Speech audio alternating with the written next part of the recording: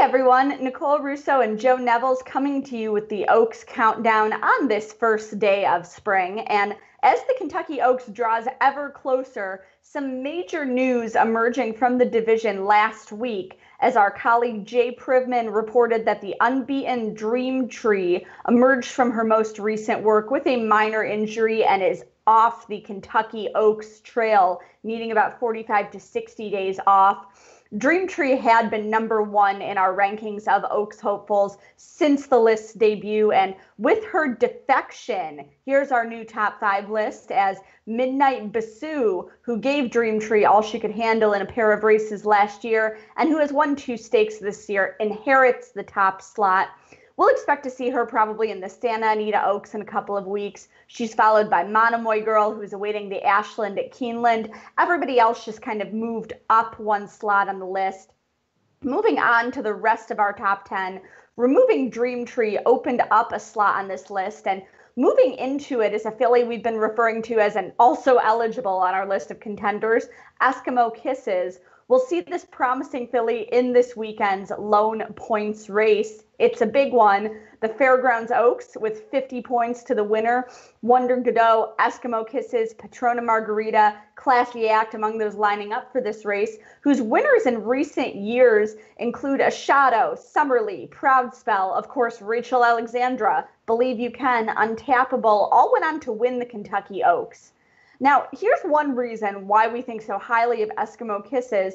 She is one of the top buyers of the year for this division, stacking up very favorably, Joe. Yeah, we got ourselves a little bit of a, mix-it-up situation. So far, our list has been full of proven stakes horses, but it's time to see what some of the high upside allowance horses can do in these later preps. Eskimo Kisses comes into the Fairgrounds Oaks off an eye-popping 11-length score on an Oaklawn Park optional claimer February 22nd, where she racked up a 92 buyer speed figure.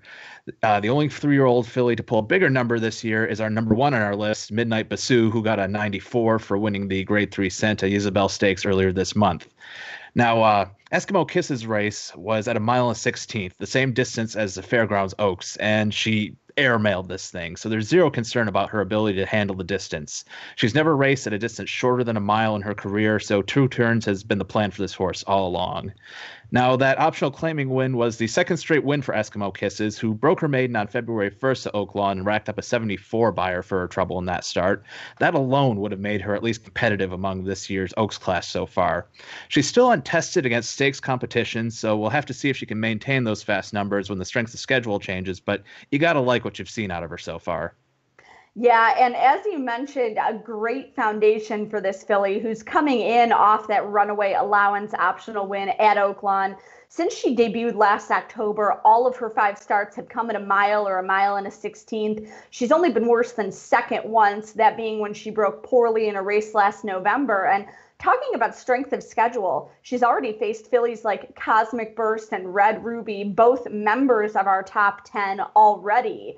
Now, this filly is by the young stallion to honor and serve from the AP Indy line, so a stamina dose there. She's out of a daughter of Kentucky Derby winner and champion Winning Colors.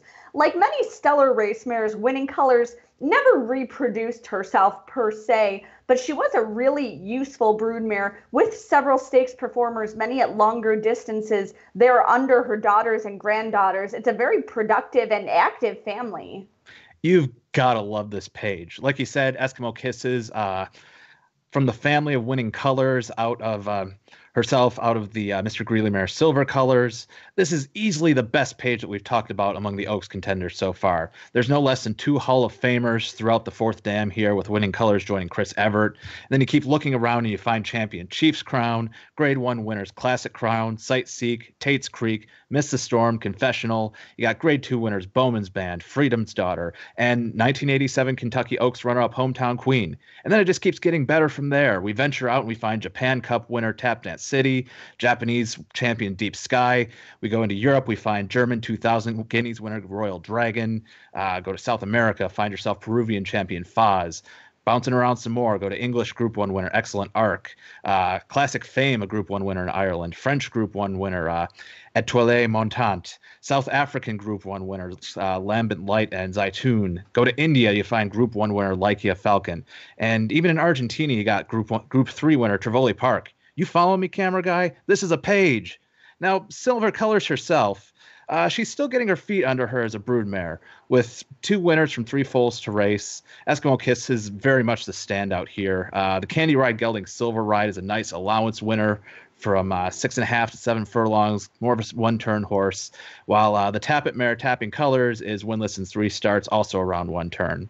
There is quite a bit of commercial interest in this mare, though. Silver Colors produced the sale topper at the 2015 Keeneland September yearling sale, a Tappet colt named Tappet High, who sold to Mandy Pope's Whisper Hill Farm for the top price of the sale, $2.1 million. Yeah, and as you mentioned, Silver Colors, Eskimo Kisses, Dam. This is probably the best runner out of her to date. Hasn't produced a stakes horse yet, but so many lines throughout this female family, from Chris Everett's line, outstanding Philly Triple Crown winner, to some of those Juddmonte lines that you mentioned, Tate's Creek, Sightseek, Atoll Montant. Those female families have been so consistently good over generations that you have to think that maybe this branch of the line will wake up eventually. We will see if Eskimo Kisses can bring it to life in the Fairgrounds Oaks, a key prep with several members of our Oaks Top 10 in action this weekend, and we'll be back to recap it at the same time next week on the Oaks Countdown.